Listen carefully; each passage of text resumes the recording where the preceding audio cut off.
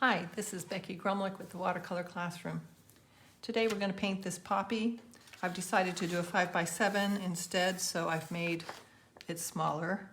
And I've moved this flower over to make up for the composition change that causes. I'm going to start with the background. I've already mixed colors on my palette. I have permanent pale green, azo yellow, sap green, and hooker's green, along with some gamboge mixed with pyrrole red and some pyrrole red. But we're going to start with the background, and I'm just going to make it wet. Okay, the whole background is wet. Some of it's a little bit too wet, and so I've pushed my brush into the sponge to get the paint out of it, and I'm just going to lift where it looks like there's some puddles. And now I'm going to go right into my greens. Now starting at the top, it's a more yellower green, and it immediately switches to greener. I'm just going to let them float together a little bit.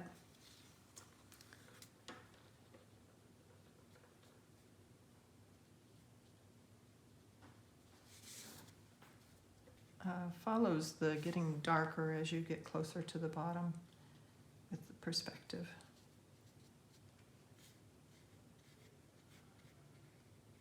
Lighter as you go back. Lots of times it gets bluer as you go back, but not always. In this case, you can see that well, it's a little bit bluer than these bright orange areas, but it's still pretty yellow.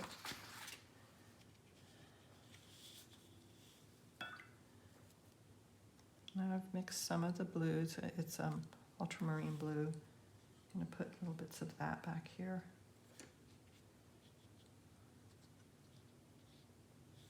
Especially towards the bottom. Okay, now before my paper dries, I want to get some of the red in here on this one. And it's more orange towards the top of it, so I'll get that in too, so that there's some idea of shading. And then at the bottom, it's much darker, so I'm actually going to get a little bit of Payne's gray. Well, Payne's gray you have to be careful with because it is really dark. And get a burgundy color that I just add at the bottom here. So now we have this idea of a flower down here.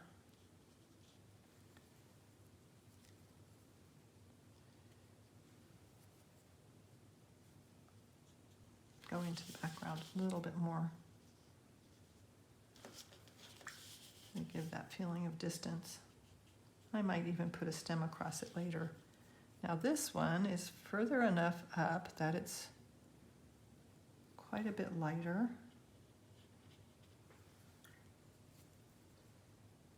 Get some gamboge in there.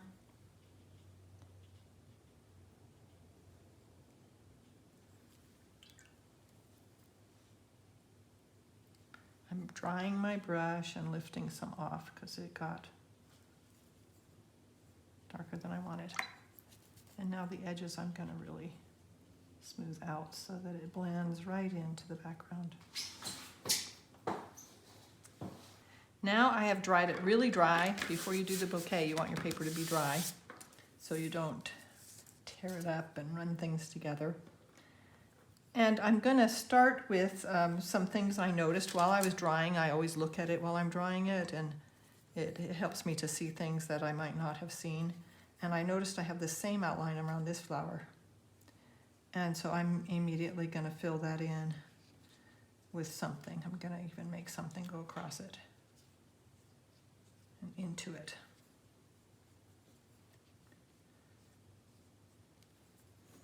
Okay, I've dried that now too. And I'm ready to start on some bouquet. So first I'm just going to do them. I'm going to just put some around, and I'm not going to put any too huge, but I am going to use more than one size on here. Probably the biggest is going to be this one. And this one, when I do it, I'll be putting it halfway off. This is the brush I'm using for this. It's a fairly small size stencil brush. And it's a rather stiff one. It's not the most soft kind for actually stenciling because you want it to mess with your paper a little bit. I'm not going to do them so long and so hard that they turn white. I want them to stay, except for where I'm going to put the color in then maybe. And I'm going to use different sizes. So this has already formed Bokeh, where I got these dots. Bokeh is actually, well, I hear it's from Japan. That artist used to blur the background to give emphasis to the foreground, but that's just from a Google search. I don't know the actual history of it, but I have noticed for years that it's been used in photography.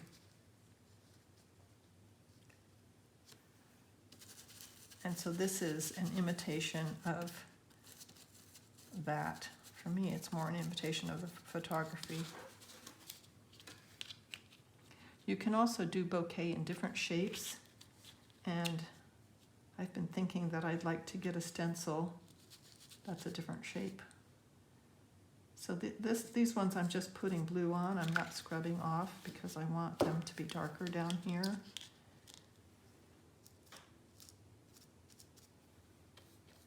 This is ultramarine blue with a little bit of hookers mixed in with it so that it's mostly blue. None of that one lifted.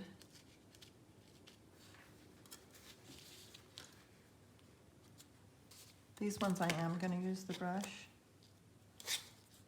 I want these to look like poppies in the distance, so I'm going to go smaller as I get higher. It can go right over top of some other bokeh. And I'm going to get some of the orange mix that I made.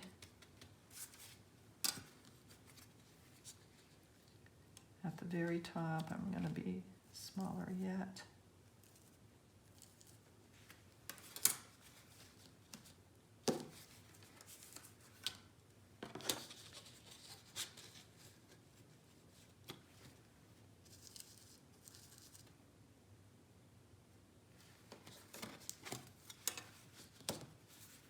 So we're getting this feeling, as I go onwards, I'm getting this feeling of that there's that this is a field of poppies that goes further and further back, and we'll get into some slightly bigger ones here. I'm mixing some hookers and some hooker and some Payne's Gray.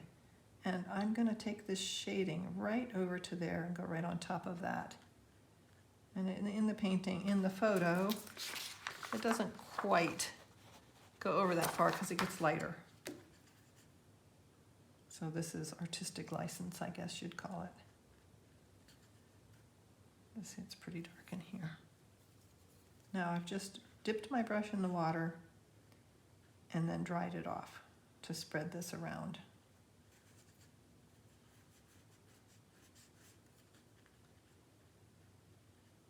And then it immediately gets yellower over here. And blend that in together.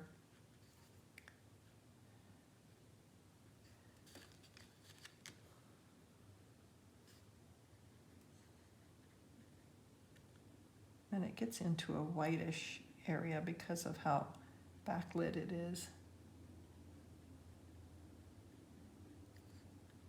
And I'm gonna rinse my brush and just let it be this pale green up here. Now that has largely disappeared compared to how it was in the photo, where it really popped forward, and I'm gonna try to pop it forward a little bit more because I don't want it to look like background. And I'm doing that by making more contrast between it and the background.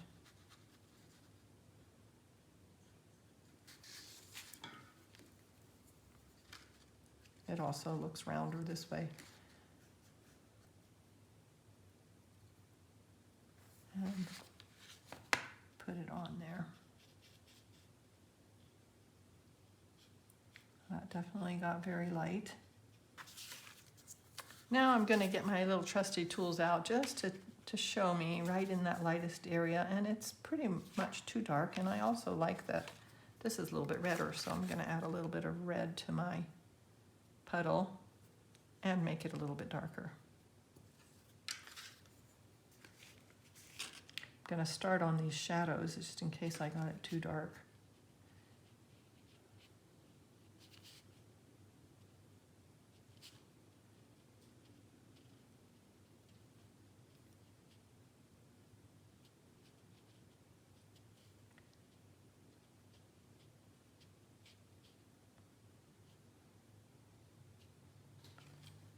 Dry my brush a little bit.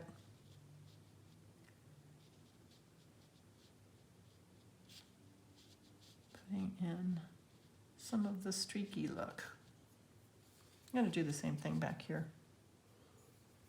I'm going to put in these streaky looks and then get these streaks are redder.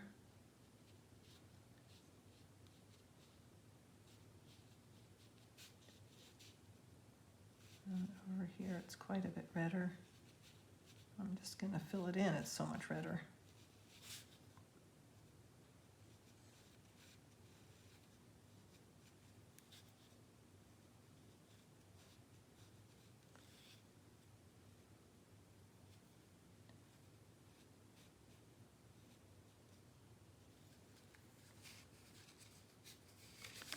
Let me get into some of this burgundy down here.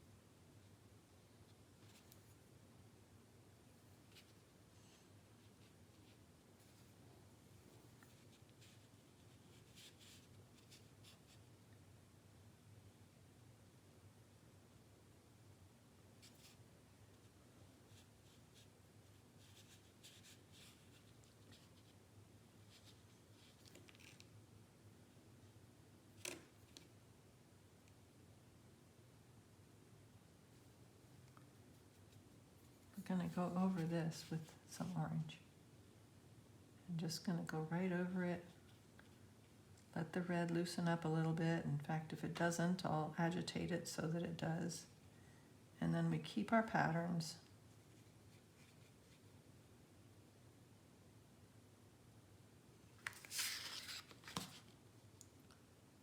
But diminish some of the detail that I had put in there.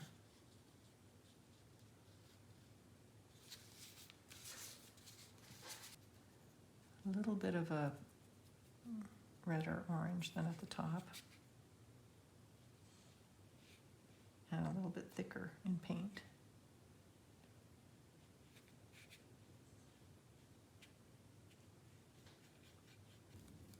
And now for that big middle petal. It is orange at the top, but it is a very red orange on this side.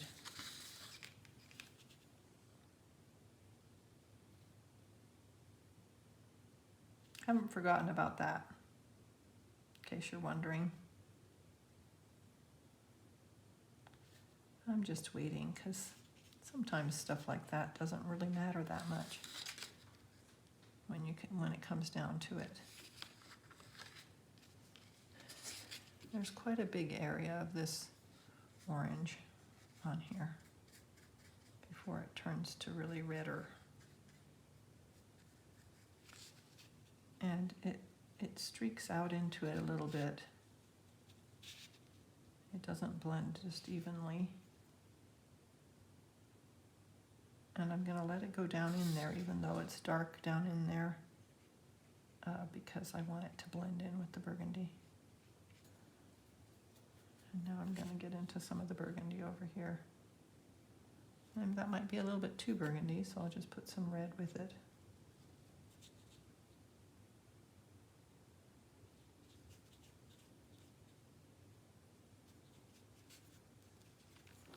Dipping my brush, drying it off, not rinsing, just dipping.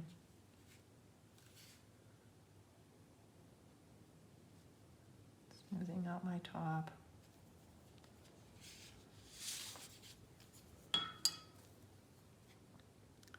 And I'm going to get into this part here between the orange and the red and soften how it goes into each other.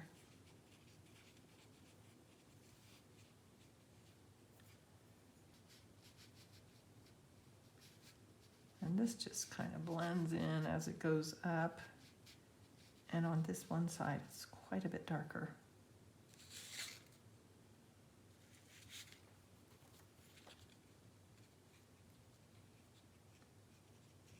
So I've dried my brush so that as it blends up here, it's less intense. And then I'm going to put some almost black, almost all Payne's Gray, just a little bit of red.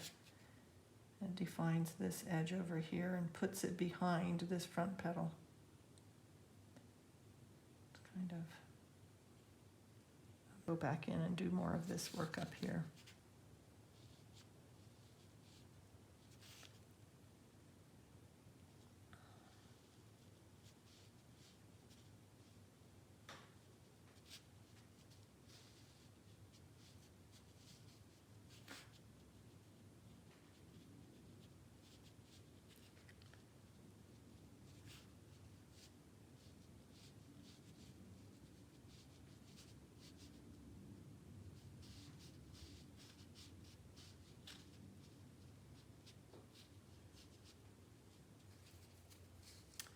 Kind of missed the fold on this petal right here, which is a bummer.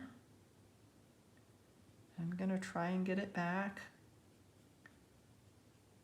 because it brings light to the front of the flower and it adds a lot of charm there.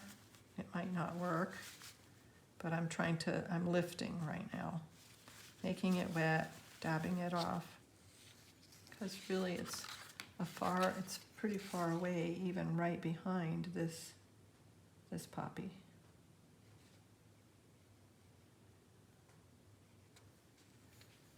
I'm just going to blend that all together.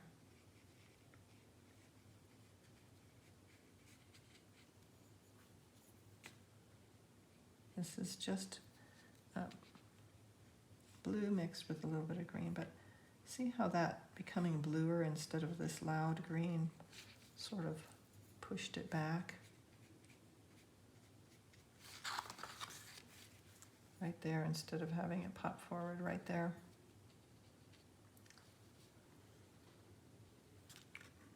And I think it needs some of the golden glow over here too. Okay. One last thing that I can see right now is that I do want to diminish this red here. So, and that's still quite red right there. Get rid of it some more.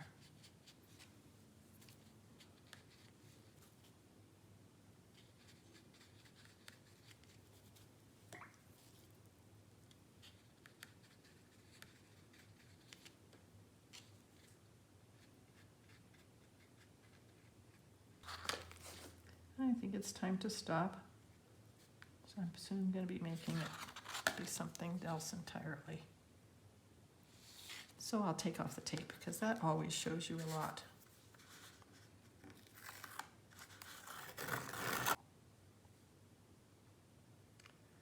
There you are. I hope you like this video and that you will subscribe to my channel and hit the bell so you get notified.